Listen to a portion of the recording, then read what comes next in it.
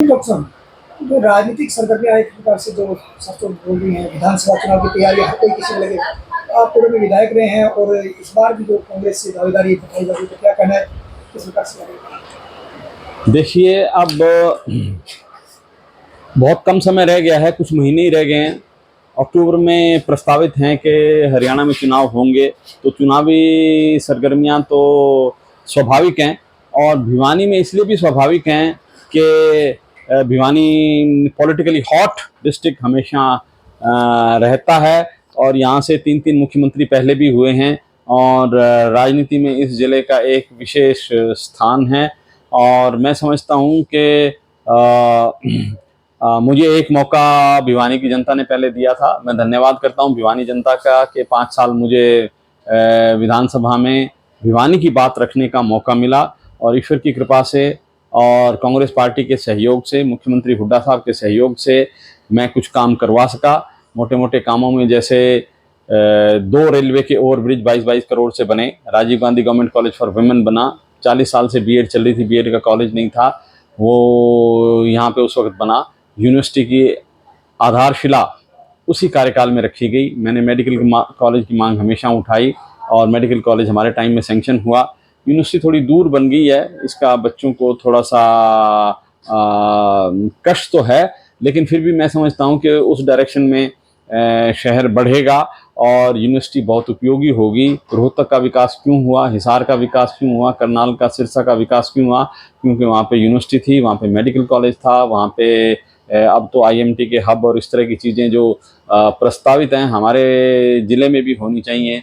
और मेरा तो एक वही मानना है कि जीवन स्तर को उठाना है, मूलभूत आवश्यकताएं हैं हर आदमी की पूरी होनी चाहिए।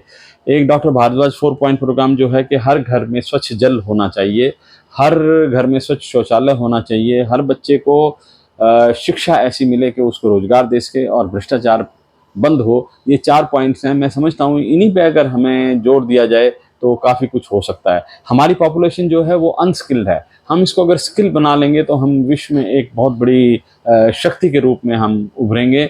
ये बात बहुत लंबे समय से मैं कह रहा हूँ। और चाहे कोई नर्स बहनजी बने, चाहे कोई फिटर बने, चाहे कोई मैकेनिक बने, कुछ भी बने, लेकिन हाथ का काम उसको करना आए, वो प्लम्बर बने, चाहे एक प्लम्बर भी 1000 रुपये, 500 रुपये, 1200 रुपये रोज के प्रतिदिन कमाता है।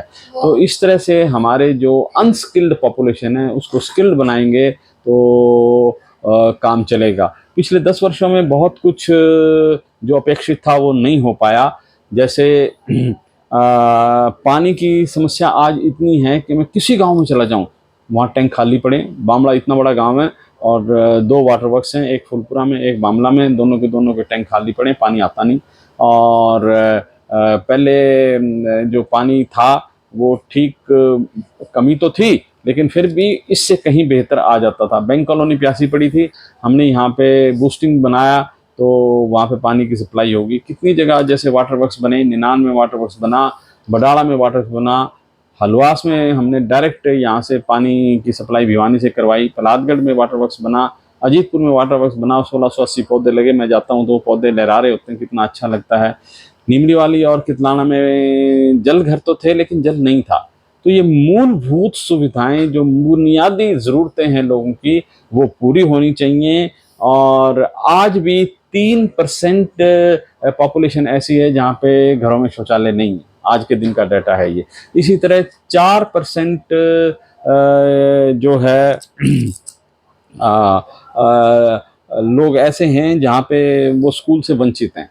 तो 408 स्कूल यहाँ पे हरियाणा में बंद हो गए, 4000 स्कूल, 4048 स्कूल मर्ज हो गए। अगर ये शिक्षा का ये हाल करेंगे तो बच्चों की पढ़ाई कहाँ से होगी? और बिना शिक्षा के उन्नति का कोई वो नहीं है। मैं समझता हूँ शिक्षा नीति पे जोर देना चाहिए। मेडिकल कॉलेज यहाँ पे बन गया है, टूटमा बना है, ओपीडी कहीं है, इंडोर कहीं है, और इनको चाहिए ये था कि ये एक जगह सब कुछ बनाते तो छात्रों को भी और मेडिकल स्टूडेंट्स को भी आसानी होती, पेशेंट्स को भी आसानी होती और डॉक्टर्स को भी आसानी होती। और लेकिन फिर भी मैं समझता हूँ इनको मेडिकल कॉलेज को जल्दी शुरू करना चाहिए, ताकि जो सुविधाएं हैं, अल्ट्रासाउंड है, सीटी स्कैन है, एमआरआई हैं, जो रोहतक में लोगों को अवेलेबल है, वो भिवानी में भी अवेलेबल होनी चाहिए। निश्चित रूप से बहुत कुछ होगा। 300 यूनिट बिजली फ्री होगी, 500 रुपये में सिलेंडर होगा, महंगाई का जो हाल है, और 6,000 रुपये हुड्डा साहब कहते हैं कि हम बुजुर्गों को पेंशन देंगे, और जो शिक्षा नीति है वो भी बदली जाएगी, जो स्वास्थ्य नीति है वो भी बदली जाएगी, और निश्चित रूप से किसानों को जो MSP है वो मिलेगा। अगर बड़े उद्योगपतियों के 16 लाख करोड़ रुपए माफ हो सकते हैं, तो क्या NHM कर्मचारियों को तनख्वाह नहीं दी जा सकती जितना वो काम करते हैं? इसी तरीके से 700 किसान मर गए, क्या MSP नहीं दी जा सकती? और जब हुड्डा साहब ने कांग्रेसी सरकार थी छोड़ा, तो हरियाणा पे कर्जा था केवल 70,000 करोड़ रुपए। आज 4,51,000 करोड़ रुपए का कर्जा है। हर बच्चा जो पैदा होता है 1,62,000 रुपए का कर्जा लेके सिर पे पैदा होता है। वो पैसा गया कहाँ? हमें तो यही समझ में नहीं आती। भिवानी शहर में भी म्युनिसिपल कमेटी में 200 करोड़ रुपए से ज्यादा के घोटाले हुए, क्या कुछ हुआ? कोई रिकवरी हुई? तो ये जो बातें हैं ये ठीक नहीं है। सिर्फ जुमलों से काम नहीं चलेगा, काम तो काम करने से चलेगा, और सबको शिक्षा, सबको रोजगार, और मैं समझता हूं इसी तरह से चलेगी कांग्रेस। बहुत विकास की जरूरत है, और भिवानी और हरियाणा पूरा जो है वो गुजरातियों से नहीं चलेगा। हरियाणा तो हरियाणा वाले लोगों से चलेगा। जो जितने प्रोजेक्ट हैं, ये कभी बुलेट ट्रेन की बात करते हैं और ट्रेन की बात करते हैं, साधारण बस सेवा तो कितने, नंदगांव में कोई बस ही नहीं जाती, अजीतपुर में कोई बस नहीं जाती। जो मूलभूत सुविधाएं वो तो है नहीं, और ये हाई फाई की बात करते हैं।